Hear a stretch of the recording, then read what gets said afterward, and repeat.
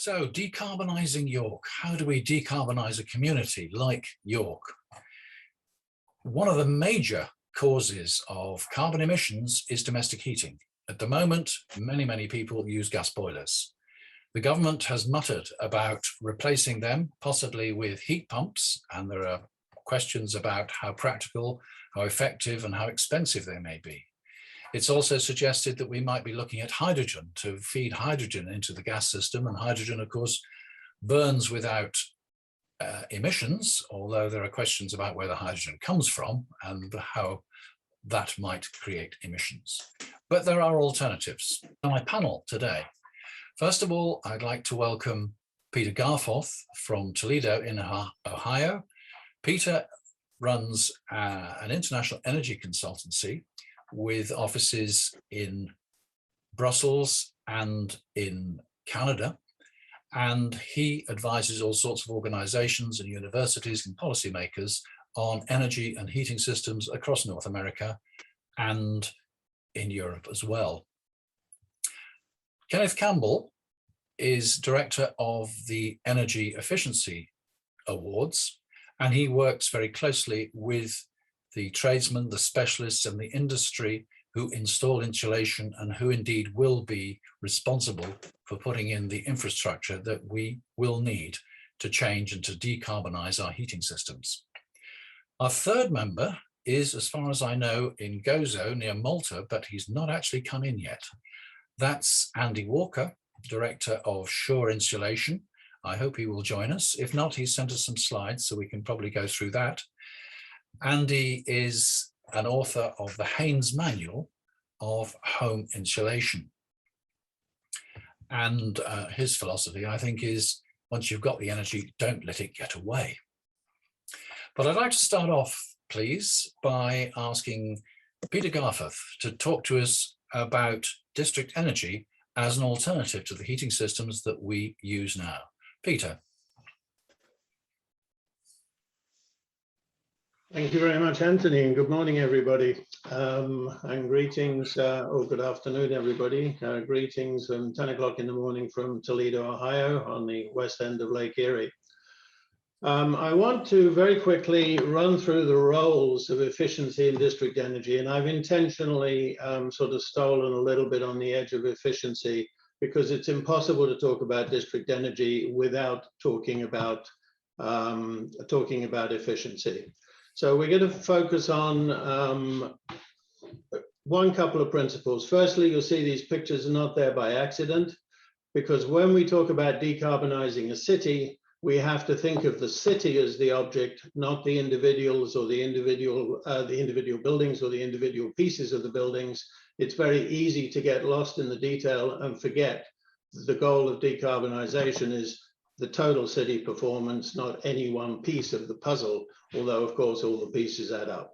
So those photographs are not there by accident. They are there to send a message. In North America, very similar to across Europe, we are seeing the majority of cities have some form of energy and climate goals that align on track to the Paris Agreement, somewhere between an 80 and 100% reduction for the community, including transportation. I pulled out a few headers, and the question is, do their plans match the goals? And that's basically where we come in. And what we do, excuse me, I'm sorry, there's a phone in the background. What we do is we develop community and energy climate plans. We don't say what is possible. We take the city's goals, we agree with them, we align them, and then we build a plan, not only to meet environmental goals, but also to meet economic and other goals. We also find this is an area where the discussion of technology too often overrides the institutional marketing policy transformations that are necessary. So our plans will always look at the entire picture of what it takes to make a net zero city or something close to that. And we work on a global benchmarking principles. Our teams all have multi-regional experience in one form or another. So we always bring a global perspective.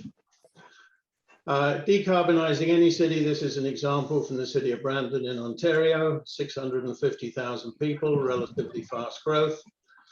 It's not any one measure that's going to take us to paradise. We always have to look at how all the pieces play together. And you'll see that emissions reduction curve in their targeting, the city target for 2041, which is a local milestone, and then the Paris target for 2050. Transportation remains still the biggest nut to crack, which is that brown bars. But we have to look at how all the pieces play together. So what we're going to do today is just quickly take a look at the buildings, homes, and district energy discussions, recognizing there are interconnections with other pieces of the puzzle. What we see in North America, and I don't believe we haven't seen this to be substantial, is homes and buildings, typically they're 40% of a community's emissions. Looking at the numbers for York, that's somewhere between 40 and 50%. Homes and buildings tend to be roughly equal. Industry is its own special case. Efficiency, we find, is substantially below global benchmarks. And to get to any kind of achievement of the overall community targets, at least 80% of homes have to be substantially more efficient in the next 20 years. Typically, we've also found that our retrofit environment is very expensive and very inconvenient, both for the occupiers and the contractors, so basically nobody loves it. So we fundamentally look at transforming the supply chain, eliminating the cost inefficiencies, and maximizing standardization. If we took this sort of picture into York, this would represent a run rate of about 80 retrofits a week for the next 20 years. So the goal on the retrofit side is make those buildings more efficient, but make them easy to buy and easy to sell for the contractor.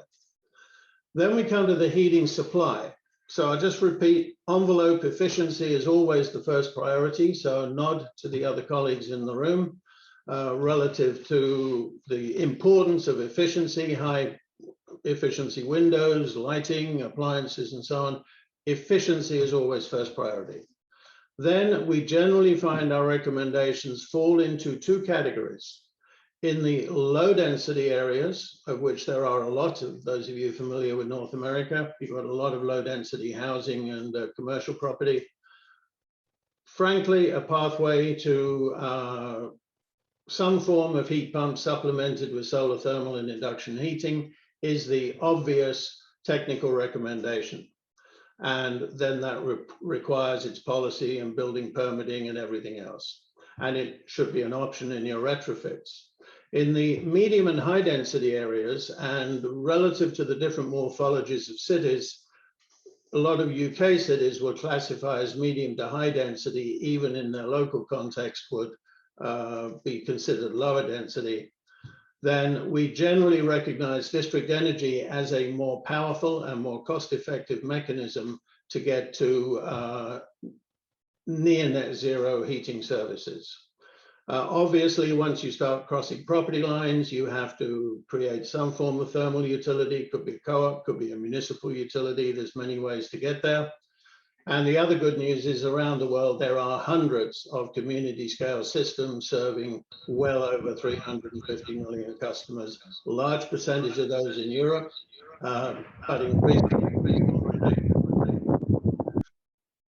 So this is the city of Brampton in their community energy plan, which we developed for them and they approved last year. The red areas are all targeted to be net zero neighborhoods. The green areas are near net zero neighborhoods, and the rest is basically low density of one form or another. So the district energy discussion is focused on newer development areas, which are the red pieces, and the densification and high retrofit areas, which is the green areas, the higher density areas. In other words, one important thing in these discussions is one size does not fit all. There are plenty of places where a heat pump makes sense, and there's plenty of places where district energy makes sense. And even the district energy can come in 2 or 3 different clothes, depending on the temperature and the temperature of service and the nature of the products. Elements of a DE system, basically it's an insulated pipe network. The infrastructure in the building on the right there is simply, you simply have a transfer station that takes the heat and in many cases cooling from the network, transforms it into hot water and heating, and pumps it through, in many cases, existing infrastructure, be it forced air, common in North America, or radiant systems common in Europe. And then the heat can come from anywhere you've got heat or anywhere you've got cooling. I've shown the three biggies there, energy centers, which would have some form of managed plant, in-building systems which are connected into the shared assets, and other thermal sources. It's very flexible, it's easy to scale. You can go from a block to a neighborhood to a city, from a node to linking nodes. The scaling is a very easy process. It's just a matter of as and when the investments, time and demand are there. It's the beauty of district energy. There are literally tens of thousands of kilometers being laid every year. You've got global standards, you've got many vendors, reasonable costs, and simply in some jurisdictions, and the US, Canada, and the UK share this in common, for at least the last 20, 30 years, district energy has been seen as something that happens elsewhere. So a lot of this skill, resource, and scale is outside of that US, Canadian, UK grouping, but we're beginning to see it cross into borders. Pictures on the left show some of the laying and so on. One of those is actually a university campus in Brampton itself. So there's many vendors, reasonable costs, but it is necessary to look at the global capabilities and comparisons, not whatever is in your immediate neighborhood. So why is it a pathway to net zero? Well, this is the simplest way I could put it without spending a huge amount of time. On the left, you see all the primary energy sources that could serve a district energy system. In the middle, you see all the technologies that could be applied. Then those deliver their thermal services, heating and cooling, to the networks. And the buildings basically don't really care where it came from, because they get their heating and cooling, or predominantly heating in northern UK. They get their heating from the network, and how the network combines low carbon, medium carbon, and high carbon technologies over time are operator decisions driven by policy and investment economics, rather than one-time technical decisions at the building level, which can be expensive and may even be a mistake when we look back 5, 10 years from now. So we retain the flexibility to mix sources and technologies. So key benefits, bottom line, on the district energy side, and remember this is the medium and high density areas, not the low density, comfortable and affordable thermal services. The operator carries the decision-making about technologies and timing. Operators, investment and investors see long-term predictable returns and partnerships with the communities, and the community gets a decent chunk of local employment. It's an obvious and clear pathway to heating and cooling for a fair amount of the built environment, and the municipality, if the contracts are appropriately written, will get dividends that keep local taxes under control. So, but you only get those benefits if you get commitment to implement and expand at neighborhood and ultimately community scale. There are excellent examples of this around the world. So with that, I will stop, and I hope I kept to my time, Anthony. I'm not famous for doing that, but I hope that worked. Thank you very much, Peter. I think that's going to lead to a lot of questions and discussion as we go forward. But before we get to that stage, I'm going to pass over, following the decarbonisation theme, to Andy Walker, who I see has now joined us. So Andy, welcome. Yes, we have your slides and they're all under control. So Andy, I'll remind people that you are Director of Sure Insulation and the author of the Haynes Manual of Home Insulation. So tell us about holding on to the heat that we've got, wherever it came from. Hello, thanks very much for this very interesting presentation, Peter. I've learned a lot from that. I'm a big fan of district heating. I think there's definitely the more we can scale up in getting heat into our homes, the better it's going to be. Single point solutions are always going to be more expensive and less reliable. So, welcome to those people who don't know me. I'm a Yorkshireman. They happily say that you can tell a Yorkshireman, but you can't tell him much. I've been wanting to use that line all day. I've just got a very few slides, and my message is very simple today to complement my other colleagues on the panel. Next slide, please. Oop.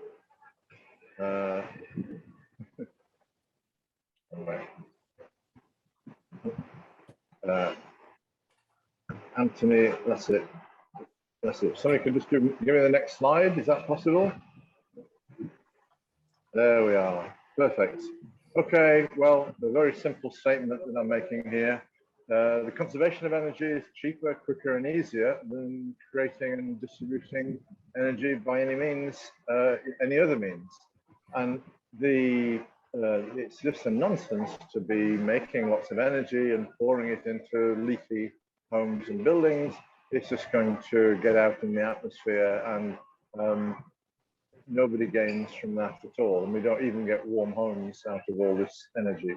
In Britain at the moment, the average fuel bill is something like £1,200, £1,400, and very many people can't even afford it. There's a thing called fuel poverty, where for households living below the poverty line, which I think is something like £16,000 a year, if they're spending around 10% of their household income on fuel for heating, they're regarded also as being in fuel poverty. And in Britain today, it's a staggering 13% of all households. And when you look at very specific communities, people in older buildings, 18%, and single parent families, it's 23%. I think that's bordering on the criminal in terms of how to run a society. So all of this is very important. Next slide, please.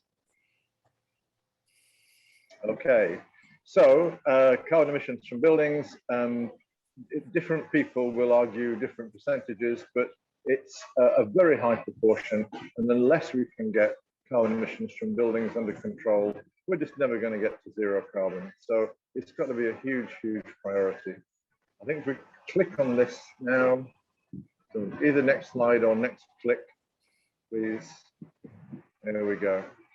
Other click. So there we are. That's it. If we can click those in. Another one, please. It sounds like I'm asking for letters on a countdown board. Okay, so three very simple points here. In Britain, it's a huge proportion of the UK total of carbon emissions. They say of the 28 million homes in Britain, 4 out of 5 are still going to be standing in 50, 60 years time. So those are the ones we've got to deep retrofit. And the closer we can get to passive house performance, in other words, they self-heat, they don't need any additional heating to stay at a comfortable temperature. We're on a loser. We're never going to get to zero carbon. And we've got to aim at every building. And we really can't do any of this dodgy carbon trading or offsetting with green spaces or even trees, because if we're putting carbon in the atmosphere, that's going to affect the rising global temperature. Next slide, please. Okay, so there are, if we could just keep clicking this, these should come in as 8 bullet points. Thank you. So rather than, that's it. One more, I think. There we are. So it's clearly the case that a massive infrastructure project within the UK, or indeed any country, would create tens of thousands of jobs, probably hundreds of thousands. Definitely would stimulate the manufacturing industry and the whole supply chain. It would improve the health and well-being of millions, tens of millions of people, reduce the burden on the National Health Service, which is currently creaking because of COVID. It would eradicate fuel poverty. And as I already said, that's one of the biggest social scourges in the UK and many other countries that needs to be fixed. Increased community cohesion. This is something where if you put money into a neighbourhood, then everybody pulls their socks up and everybody starts working together much more. If they're not paying huge fuel bills, then of course they could put more money in the local economy. This would, of course, reduce carbon emissions, which is one of the key drivers for me and many others. And it would actually improve the UK fuel security. About 80% of the gas burnt to heat homes or in industry in Britain is imported. And that's a very risky position to be in, given the volatility of world politics. Next slide, please. And in fact, that's the last slide. So I'm just going to stop there. The insulating houses is absolutely possible. This is what I've been doing with my social enterprise business for over a decade. Any home can be made warm and comfy with ultra low bills. It's indicates good design and then lots and lots of attention to detail at the install stage. There are some schemes being run at the moment to try and train people, but we really have to go up a gear. In fact, we need to go up 2 gears to be able to tackle the challenge and meet the numbers of houses that will need retrofitting if we're going to make a significant dent in the carbon emissions curve. That's it. Thank you very much. Andy, thank you. Thank you very much. So I'd like now to move to Kenneth Campbell. And the question for you, Kenneth, is it's quite clear from both our speakers, a lot of work has to be done. You work very closely with the industry, with the professionals, with the tradespeople who are the ones that we will need to insulate the homes and to build any new infrastructure. How feasible is this to get all of it done and to get it done within the time that we need it done? Thank you, Anthony. Yes, there are questions about the feasibility of all of this. But before I address that, I just want to introduce myself to the audience, just so that everyone knows where I'm coming from, because I am going to take a slightly contrarian view, and it helps if people understand why I'm taking that view and where I'm coming from. I am chairman of the Energy Efficiency Association. We are the UK trade association for the entire energy efficiency sector. Our members are a cross-section of companies involved in improving the energy efficiency of people's homes and buildings across the whole of the UK, but also in Yorkshire. Our members range for small independent energy assessors, right the way through to big companies like E.ON and EDF.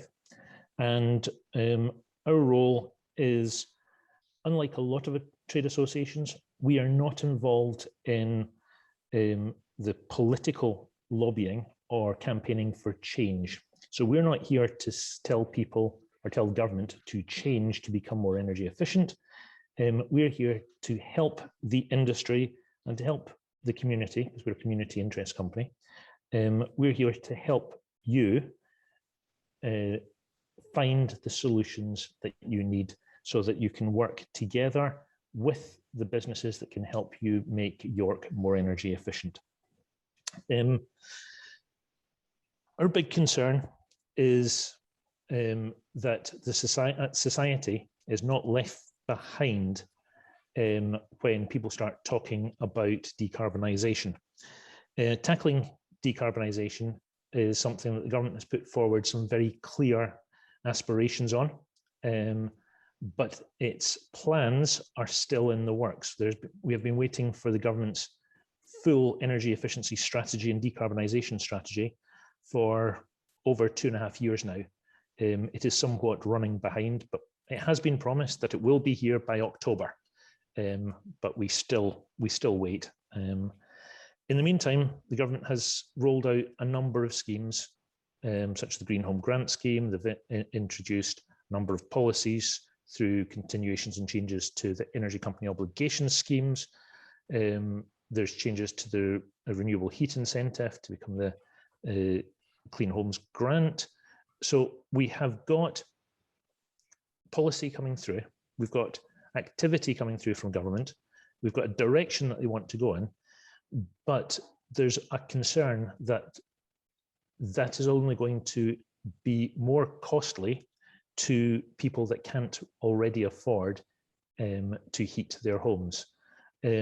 As Andy pointed out, there are an awful lot of people in the UK in fuel poverty, and cold, inefficient homes account for a large number of deaths and health complaints that require the NHS to treat a lot of people, especially the young and the vulnerable. We'd like to offer our support to anyone who's involved in addressing these issues, because as an industry, the energy efficiency sector and energy efficiency measures can actually save lives. That's quite a big claim from anyone involved in construction, but it is something that the energy efficiency sector is very acutely aware of as a whole. However, as was pointed out, retrofit is expensive and inefficient. It is very difficult to do retrofit. So we have to look at strategies that allow people to become more energy efficient in their homes, not use so much carbon, so decarbonize their energy, and help them address the issues that will come from the new technologies themselves, so that we are on a sustainable footing going forward. As an association, we're technologically independent and technologically agnostic. We don't drive one solution over another. We support all forms of insulation. We support all forms of renewable energy, heat pumps, air source heat pumps, ground source heat pumps. We work with everyone in the energy efficiency sector.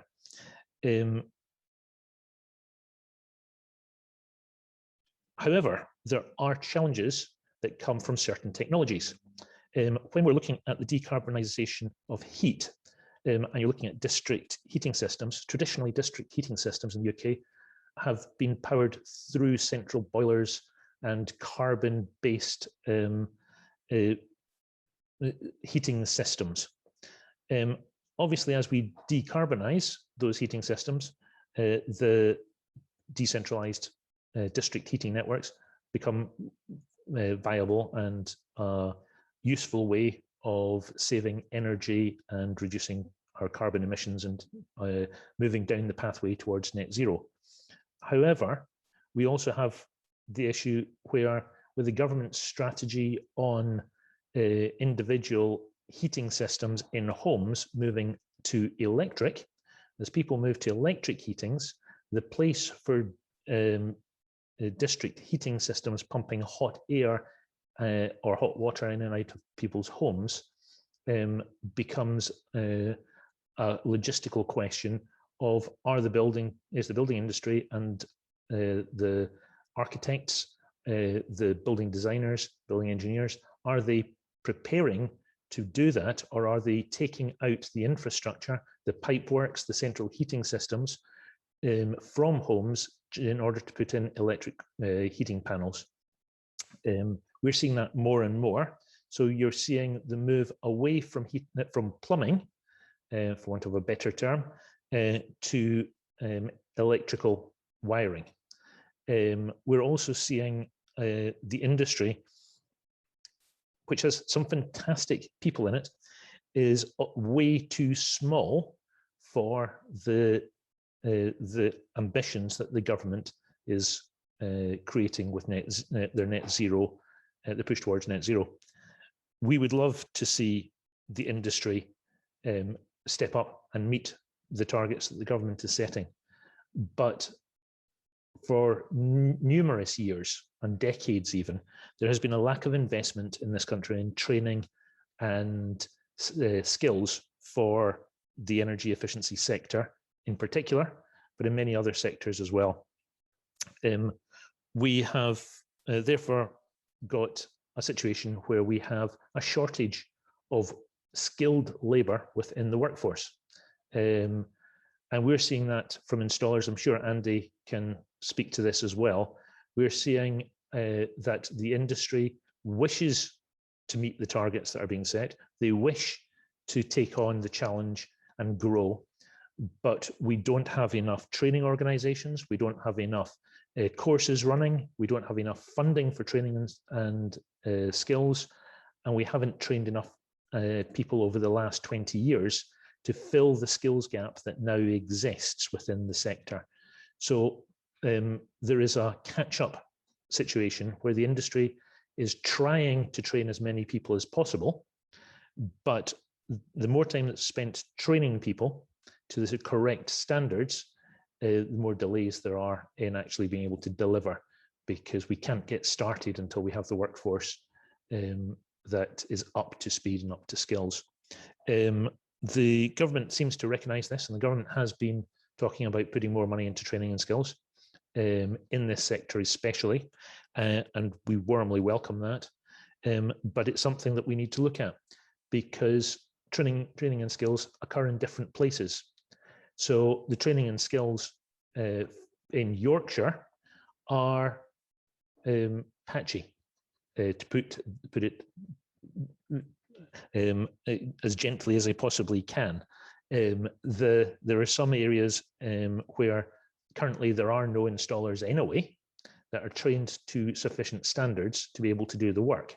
They're having to bring people in from one area, maybe north of Yorkshire, all the way down to the south of Yorkshire, in order to deliver skills, or vice versa. So that when installers are needed, east to west, north to south, we just don't have enough companies in the whole of Yorkshire to deliver. York itself has got a reasonable number of good installers. By good installers, I'm talking about companies that are certified to Trustmark and PAS 2030, which is the standard for retrofit of homes, so energy efficiency installation in homes. The government has implemented new standards to ensure that consumers can get the quality of workmanship that they expect, so that homes can be guaranteed, or work can be guaranteed, and homes can be secured and protected, and mortgages can be secured against those properties. Because coming down the line, we also have situations where homes that do not meet energy efficiency standards are not going to be able to get the mortgages that people need in order to be able to buy them or to move on up the property ladder. So if you're not investing in your properties, you will have issues going forward. If your homes are energy inefficient, you won't be able to rent them, you won't be able to sell them if you're a landlord, or if you're thinking of moving up the property ladder. This is something that hasn't come up, that hasn't been mentioned very much. It's something that needs to be looked at. When Peter was talking about the district heating systems, something I'm going to throw out towards him is we do have installers that can install these district heating systems, but we do have challenges with, especially in areas like York, where you have historic buildings and infrastructure that is limited in terms of being able to put pipework and large-scale heat carrying systems in place around the streets of an old city. Places like Canada have much more space, much larger, wider streets in which to put pipes, and the disruption can be moved around a lot more easily than it can in some of the old wines in York. So it's something we need to look at as well, do we have the infrastructure to be able to do what we want to do? Because some of the infrastructure we have at the moment is going to cause us problems. We're an old. Stop you there, Kenneth. I'm going to give Peter an opportunity to come back on those points that you've just made. There's so many points you've raised there, and it's very hard to do the quick response. I just want to touch on a couple of things. One is the idea of efficiency. I think you and I would agree 99% that the down and dirty, make buildings more efficient is the best way to deal with affordability and property value and create jobs, and a lot of those jobs are semi-skilled. To give you a rough scaling, we estimated relatively modest retrofit programs in Canada would generate about 150,000 jobs, and that's before you get clever. And Canada's got a population of 33 million people. So we're right on line there. Second thing is the question of electric versus plumbing. You actually have a huge advantage over North America because the vast majority of your heating systems are hydronic. So actually tying to district energy is a lot easier because you just swap out the furnace or the boiler for a compact station and you're good to go. And you free up some space in the building. So the actual conversion of most Northern European infrastructure is a lot easier than we find over here where we're dealing with forced air. The only question may be with climate change, what happens to cooling in the future? The last thing on historic cities, there are thousands of kilometers literally laid in some of the oldest cities in the world and being modernized, upgraded, expanded, lower temperature systems, migrated to lower carbon sourcing and so on. And you've only got to think of Freiburg, Hamburg, the city centre Hamburg, you think of Copenhagen, you think of Aarhus, you think of Malmö, you think of Stockholm, and I don't think UK cities have any significant difference, which says there's a whole range of transferable skills there of dealing with historic and older neighbourhoods. And in fact, there's more experience in that, arguably, than in the lower density North American areas. So I simply say that's a transferable skill that may not be in large supply in the UK, but is available somewhere in the world. And the challenge is doing skills transfer, which is economic opportunity, business opportunity for somebody or something. So I'll stop there, but there's all good points, and the skills base absolutely critical. We even estimate the number of training units that have to be created in any given community will often have the local trade school or community college included in the discussion as part of that process. And we're literally doing that in Dearborn, Michigan, as we speak, on a college which has completely converted its campus to, quote unquote, a Scandinavian model of energy infrastructure, and is using that as a classroom for teaching new skills to the trading. So all good, great points. Totally agree with every one of them. I just see them more positively because a gap in opportunity. Andy, would you like to come back on any of those points? Yes, just briefly. I'm really disappointed with what the Trade Association is doing. To say that they're not lobbying, I mean, that surely has to be one of the biggest advantages of having a pool of people working in the industry.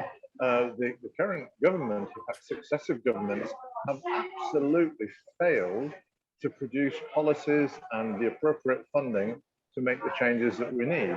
The schemes that you mentioned, Green Homes Grant, were absolutely not fit for purpose. They £3 billion, that actually equates to about £110 per household. That's enough for thermal underwear and a woolly hat for each person. That's not going to fix it. So we've got to absolutely put a rocket under the government and get the appropriate funding. It's not hard to retrofit houses. You've just got to know what you're doing. The systems of past 2030 are not fit for purpose. They don't create quality. They just create a certificate. I've worked with people with those certificates who do not know what they're doing. I'm incredibly frustrated by the lack of effort that's happening in the UK at the moment. Thank you. Kenneth, would you just like to pick up on the point about lobbying?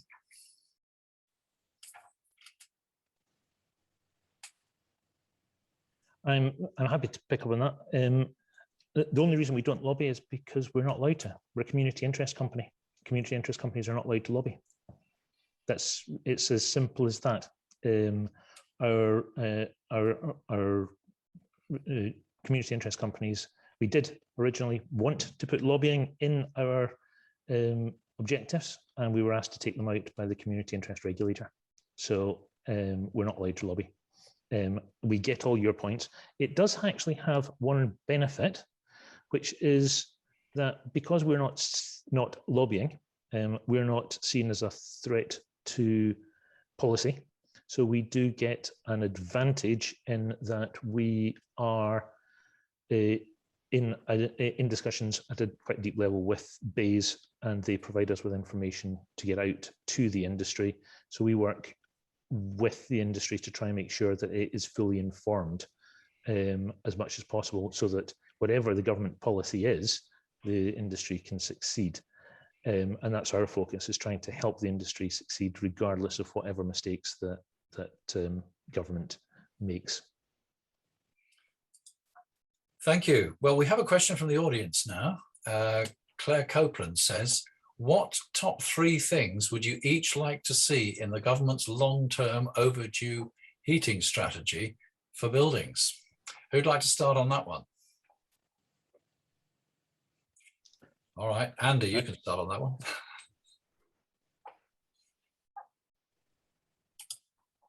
When you're unmuted.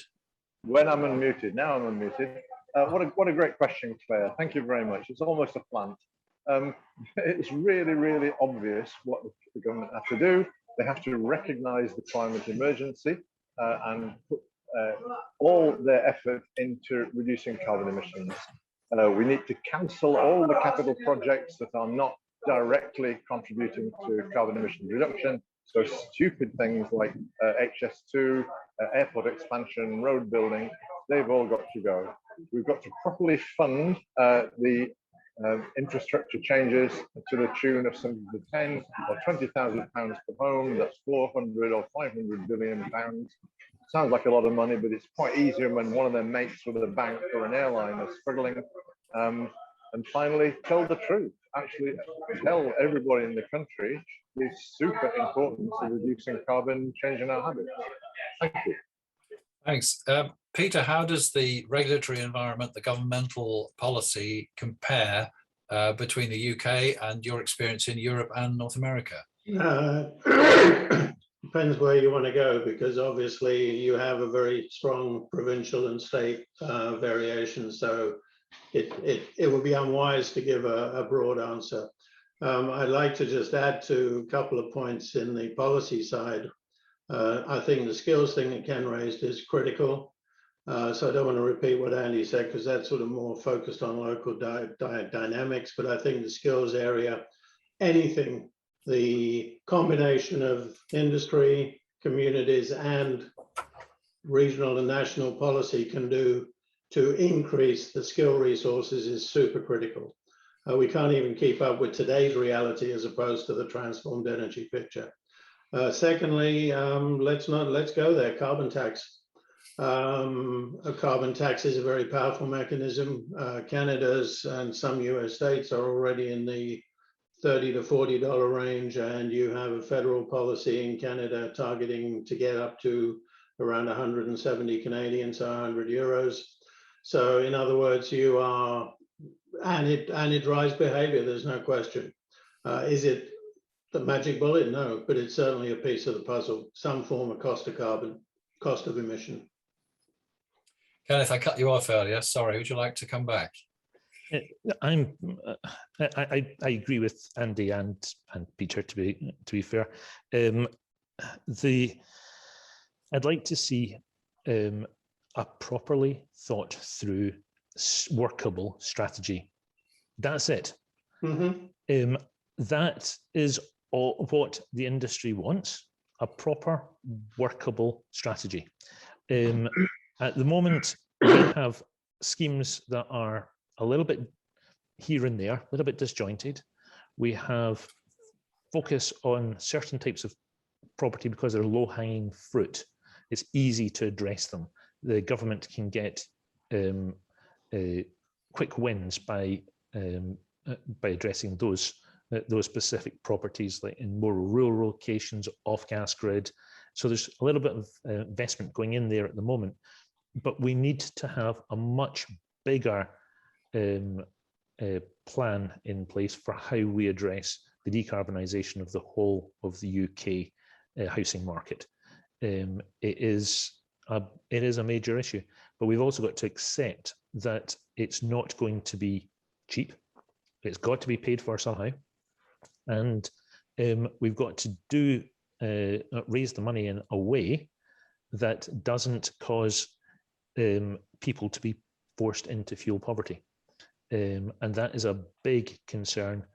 That even with things like air source heat pumps, we're seeing people moving from a gas boiler to an air source heat pump, and suddenly finding that their electricity bill has shot up more than they expected, especially during the winter, where they're running it straight off mains electric.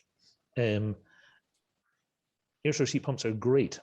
They can really save people a lot of money, and they're definitely more better for the environment than a gas boiler. But if you can't afford to heat your home, there is a problem with some of the technology, so the sudden switch to the technology without some support.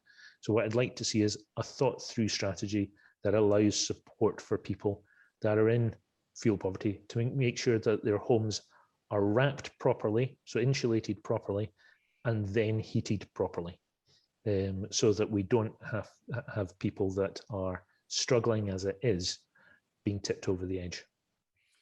Thank you. Could I just add a thought? When we analysed the supply chain for retrofits in the current status, and I don't want to draw parallels to the UK, but if they exist, they might be useful. We found the actual commercial supply chain was very inefficient from a financial point of view. Typically, the pre-sales and post-sales overhead on a retrofit was in the range of 40% of the installed cost. And so one of the obvious things is, part of that is the nature of what's required for the delivery and the permitting. Some of it is just you make 6 quotes and you get 1 order. So the part of the linkages can be the industry committing to productivity improvements, part of which is including apprenticeships and training, and apprenticeships and training can be more in the space of government policy and less in the space of private policy. So in other words, I think there's a space here for the industry itself to look in the mirror and say, just how efficient is our delivery supply chain for retrofits? And generally, what we found over here, and I don't want to draw parallels, but what we found over here was it was pretty inefficient. And we had Germans and Danes on our team when we were making those assessments, and they quietly said, it's not that different in Germany and Denmark. So in other words, there is a room there to look at linking educational policy and private productivity. Okay, well, now we've got just over 5 minutes left, so I would ask the audience, have you any questions? You can put them in chat, or if you move your cursor to the bottom of the screen, you get that little toolbar and the reactions button. Click on that and you've got raise hand. So if you've got a question, raise your hand, and we'd like to hear from you. But failing that,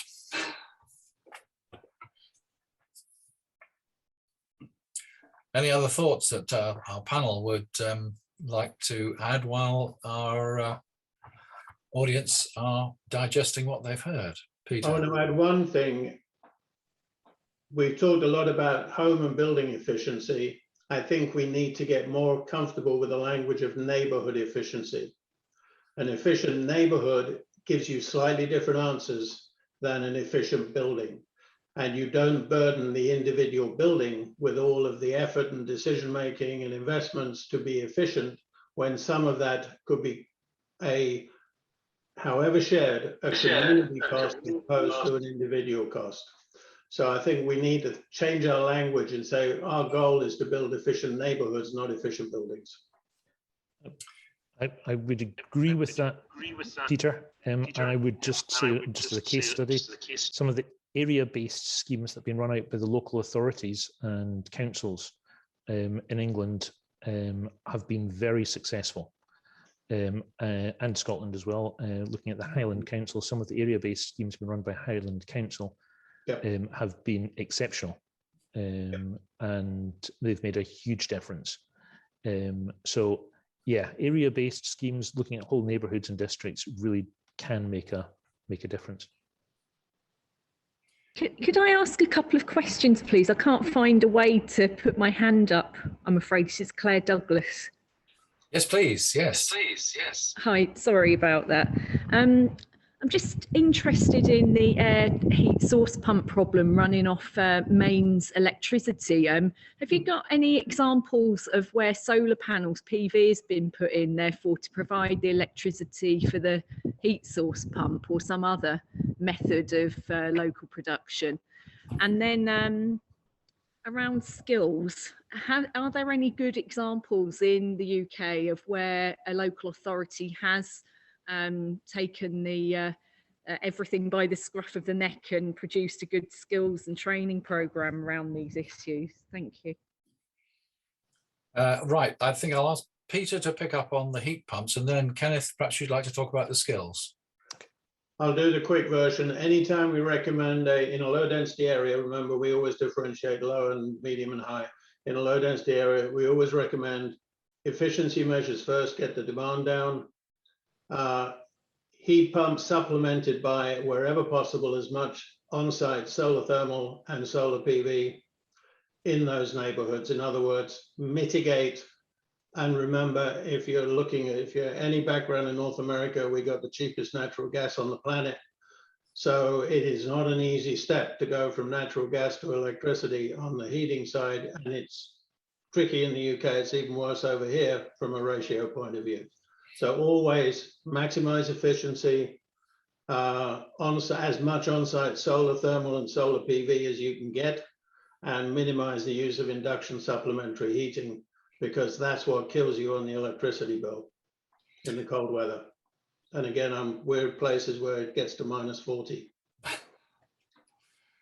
And if you're in Scotland, it doesn't get quite as cold as that there, does it? Tell us about skills. It sometimes feels it, but it doesn't actually get that low.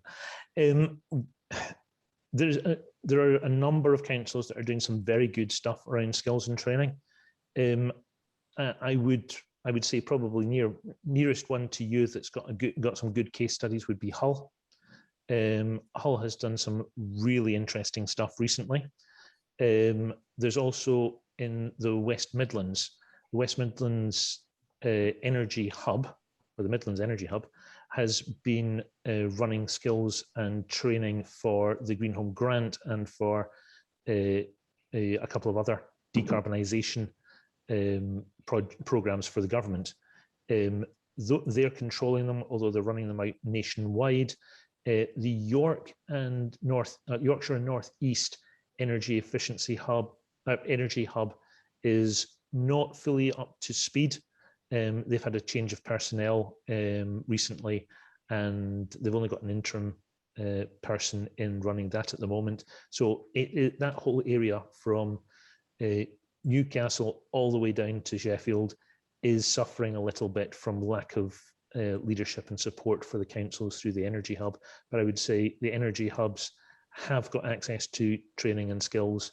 The Energy Efficiency Association is also working with a number of training providers to try and put together training programs and skills programs for the industry and for local authorities and for housing associations. So if you want to pick up with us in the next few weeks, you may find we've got more of that in place. It's something that's ongoing at the moment. Discussions are ongoing at the moment, and we're not quite ready to announce exactly what we're doing, but that will be coming probably at the beginning of November. Thank you. We're up to the hour. A final comment from you, Andy. We've just got to get on with it. It's no good talking about it. There's only a few of us who are actually getting in the ground and doing this stuff. We need a lot more people. Community-based working is a really good idea. Keeps the costs down. Peter's comments are absolutely spot on. And we just need to educate people and just do the work. We know what to do. Let's just get on with it. Well, thank you all very much. My thanks particularly to the members of the panel.